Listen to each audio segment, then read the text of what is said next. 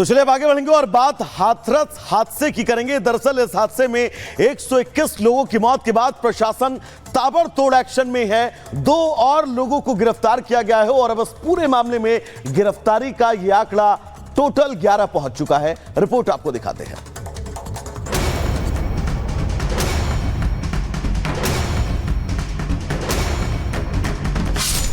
पहले बदइंतजामी का सवाल,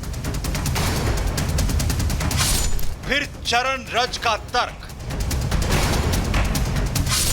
फिर जहरीले स्प्रे की थ्योरी और अब मधुकर के लेटर का एंगल। हाथरस में हुए मौत के तांडव को 1 हफ्ता होने वाला है, लेकिन इस घटना को लेकर अभी तक सिर्फ और सिर्फ सवाल ही सामने आए हैं। कोई नतीजा नहीं कि आखिर कैसे 122 लोगों की जान चली गई।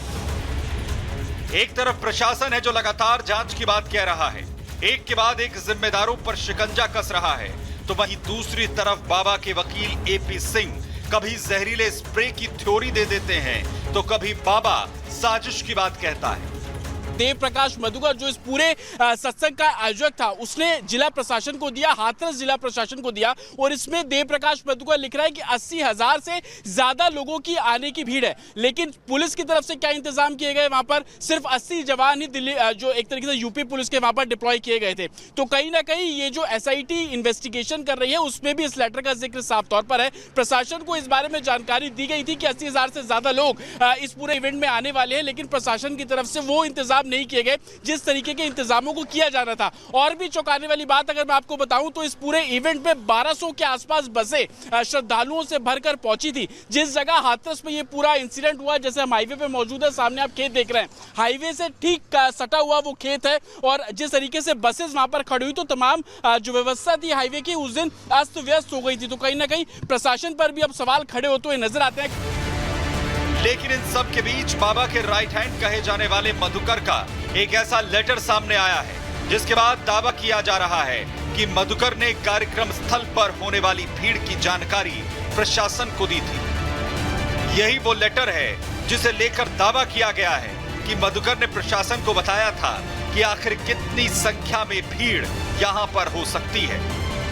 आज बिल्कुल देखिए, ये जो थ्योरी है ये बिल्कुल सही है। अमूमन क्या होता है कि कोई भी सत्संग या कोई बड़ा इवेंट होता है तो पुलिस क्या कहती है कि आप अपने वॉलंटियर्स को भी डिप्लॉय करें। इस केस में भी ऐसा किया गया। हालांकि इसमें हम बाबा या आयोजक को पूरी क्लीन चिट नहीं दे रहे हैं, क्योंकि जिम्मेदारी उन्होंने अपने ऊपर ली। इन्वेस्टिगेशन ये बता रही है कि पुलिस जो, चाहे वो 80 जवान वहां पर थे, जब वो अंदर जाने की कोशिश करते हैं, पंडाल में जाने की कोशिश करते हैं, तो उनको रोक दिया जाता है। जो सेवादार एक तरीके से बाबा की जो पिंक आर्मी है वो उन्हें रोक देती है और ये कहकर रोक देती है कि हम व्यवस्था संभालेंगे। लेकिन हुआ क्या, जब भगदड़ मचनी शुरू हुई तो सबसे पहले बाबा की आर्मी वहां से भागी। हमने अपने दर्शकों को वो वीडियो भी दिखाया कि कैसे जो हाईवे पे महिलाएं जो है वो पिंक ड्रेस पहनी हुई है और सबसे पहले वो निकल जाती हैं, और सबसे आगे चरण रज लेने के लिए महिलाएं ही सामने पहुंची। तो कहीं ना कहीं पुलिस को अंदर जाने नहीं दिया। SP हाथरस से जब हमने बात की तो उन्होंने भी इस बात को इशारे में साफ कर दिया था कि पुलिस लगातार अंदर जाने की कोशिश कर रही थी, लेकिन जो लोकल सेवादार हैं, चाहे बाबा की आर्मी बोल लीजिए, पिंक आर्मी बोल लीजिए, वो अंदर जाने नहीं दे रहे थे। तो मिसमैनेजमेंट बिल्कुल था, डिप्लॉयमेंट पुलिस की तरफ से कम था। इस बात को लेकर प्रशासन भी सवाल जवाब के घेरे में है कि किस तरीके के इंतजाम नहीं किए गए।